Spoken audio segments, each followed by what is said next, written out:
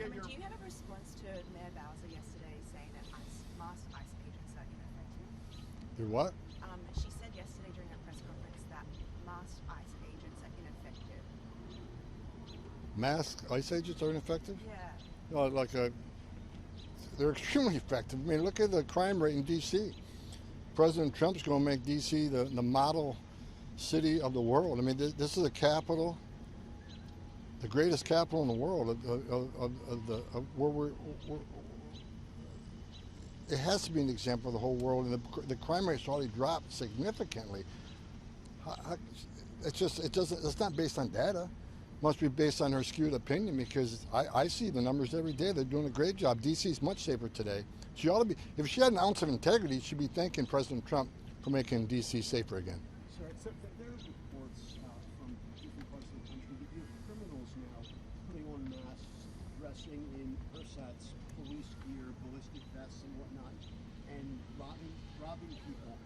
How should Americans be sure that if they're approached by someone wearing a mask, wearing a vest, pointing a gun at them, that's a police officer, an ICE agent, federal agent, and not a criminal? Well, the criminal's been wearing masks for a long time.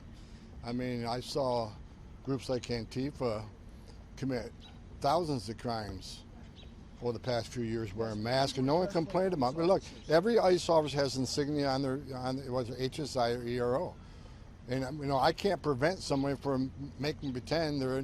I've seen in my career, I've seen people paint a car as a Border Patrol color. Unfortunately, that happens. We'll hold them accountable when they're caught. But the bottom line is, I don't particularly like masks, but the ICE officers need the mask because their families are being doxxed. And believe me, I know, because I'm a victim of it.